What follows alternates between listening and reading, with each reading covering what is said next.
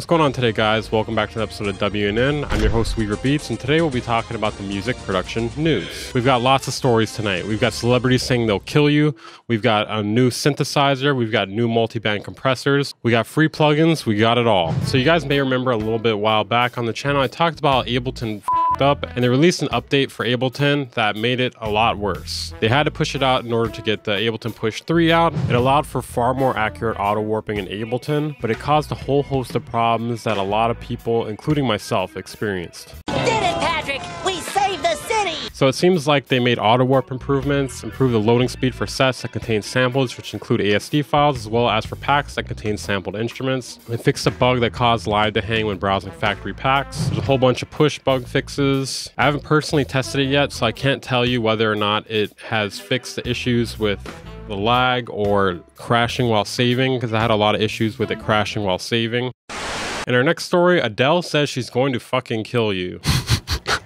That's not a joke, though. Music Radar published this article saying Adele calls for fans to stop throwing things at artists when they're on stage. If you throw anything at me, I'll kill you. And then we have her here with a t-shirt gun. That's threatening. That's very threatening. If anyone wants to test that theory, be my guest. I'm not telling you to throw things at her, but I am saying I'm wondering if she's going to kill you if you do so. Not it. There have been a lot of recent incidents of artists getting things thrown at them on stage. It's very bizarre how many times it's happened recently. I'm not saying it hasn't happened in the past, but it seems like I've seen at least 10 clips of it in the past 6 months. In our next story, Cherry Audio has a new synth coming on July 11th that they claim to be an emulation of a rare antiquity. Nothing is really known about it other than this video here. So let's take a look.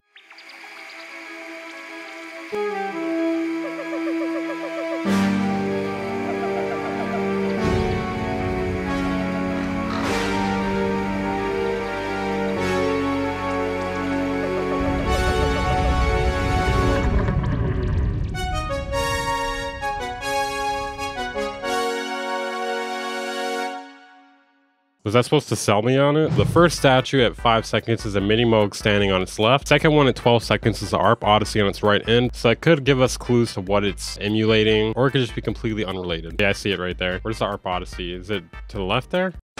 In our next story, you already know what I'm going to say. I'm not even going to say it. Let's just get it over with. Let's just get it over with. Okay, so personally, I think Will.i.am's brain has been rotted by AI. He dismisses claims that AI is incapable of musical innovation and says that it can write a song the same way he does. I feel like that's like a self-own. Okay, let's see if he can disprove this here. So while speaking to the UK breakfast show Good Morning Britain, the Black Eyed Peas member and producer described AI as the new renaissance. Is big AI tech paying this guy to do this press tour for AI? I don't really get it. Somehow he's benefiting from this, though, and I'm not really seeing how. And when presenter, former politician and celebrity hoofer Ed Balls. Really? Ed Balls? All right. Voice.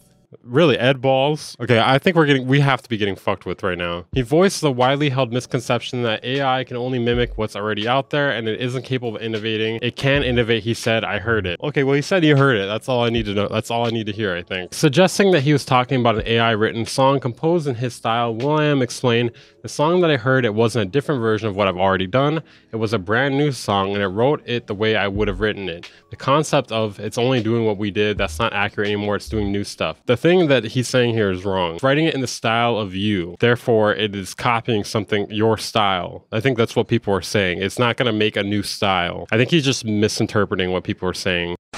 So I'm just going to put all the AI news together. In our next story, TikTok's parent company created a new AI music generation app, and it's said to change the music industry. Let's see if it does that. This is the only video I could find of someone using it. ByteDance just launched Ripple, an AI music app that lets you turn voice memos into full songs.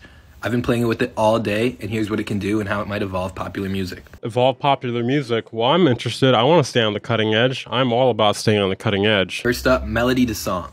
Sing your top line melody and lyrics and have AI generate the full beat for you. In the jungle, the mighty jungle, the lion sleeps tonight.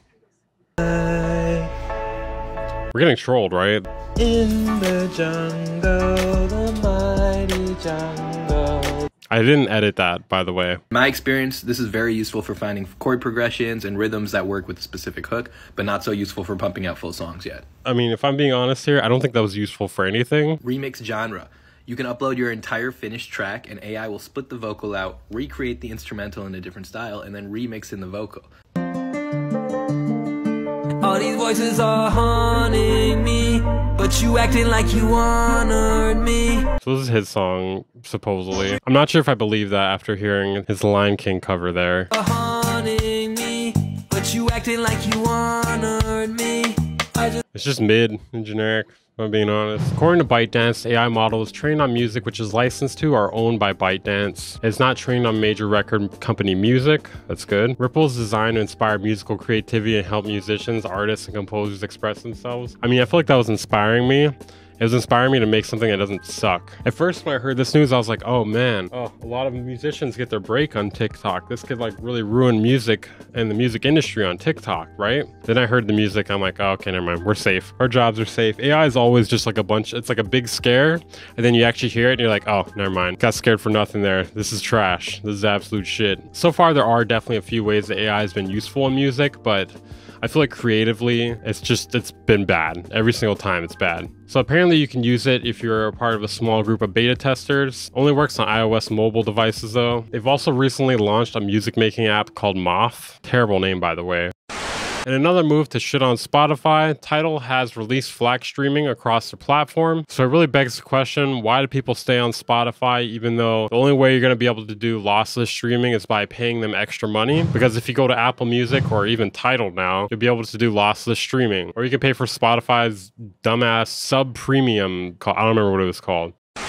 All right, next up in the news, we have a couple new multiband compressors out, and you may be saying, multiband compressors, my DAW already has that. You're right, it most likely does have that. So first up, we have Devious Machines Multiband X6, and you guys probably know this, I'm a big fan of Devious Machines, Infiltrator. I wake up every morning and I use Infiltrator. All right, Multiband X6, outstanding mixes, whatever your style. I'm not sure what's going on with their website. I feel like there's supposed to be something here, but there's nothing here. It's $99. It's an advanced multiband compressor that sets new standards in mixing and mastering, according to them. Whether it's radio-ready vocals, a pumping drum bus, or punchy mastering, X6 gives you the power. So it also has a free demo too. So it has a punchy, smooth, crunch, and expand mode. From what I saw earlier, it has linear phase, which is really good because if you're going to do something like OTT, you would want to probably do it with something with linear phase, I believe, unless I'm incorrect here.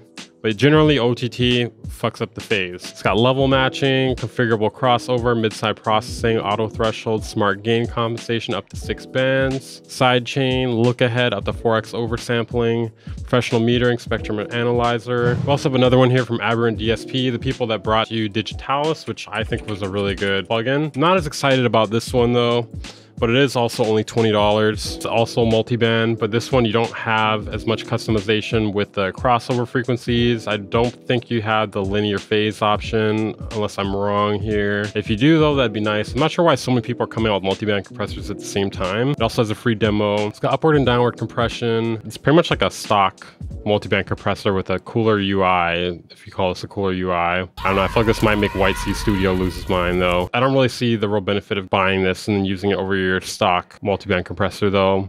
I haven't done a shootout between the two though, obviously, so I could be incorrect here. But yeah, this one's only $20, not too bad.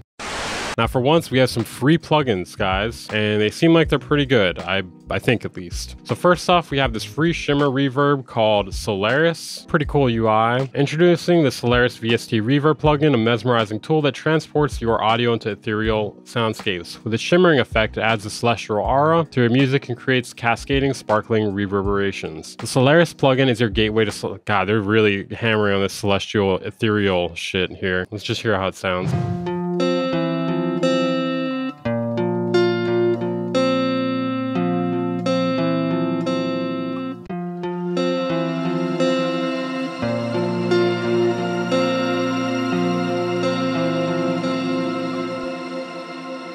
It sounds good, but it's really hard to tell without comparing it to another reverb.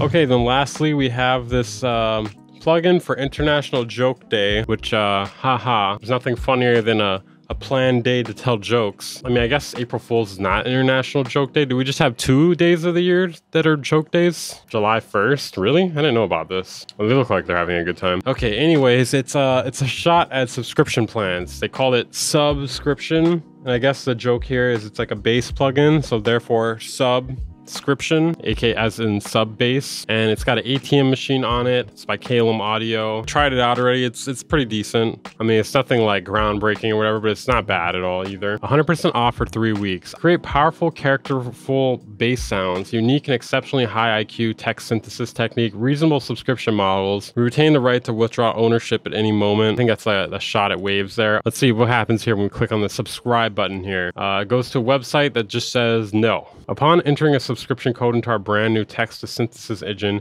you're entering an unbreakable deal with the devil agreement with us. Monthly pay installments may range from 0 to $4,999.99. Okay, like I get they're making a joke here, but I feel like they're hammering on it a little hard here to the point where it may actually freak out some people and they may not actually download it because they think they might be charged in the future or something. Like they may be going a little bit too hard on this here, but I do like some of these jokes here. Anyways, let's hear how it sounds. It's free, obviously. You just gotta log in here and then download it.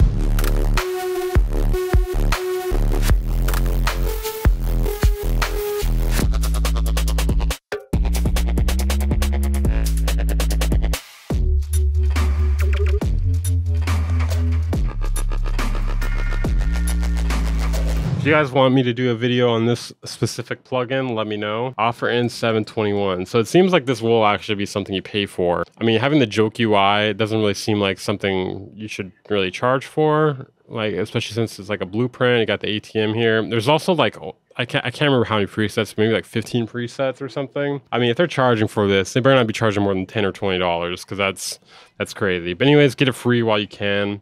This might be something you're into. Okay guys, that's it for this episode of WNN. What was your favorite part? Let me know. If you press the like button on this video, I will break your kneecaps. That's not a threat, but I will break your kneecaps. If you made it to the end of the video, comment down below. Make sure to check out my second channel if you haven't. You want to support the channel, consider joining my Patreon, becoming a channel member, or checking out the merch. I'll see you guys next time. The Band Incorporated.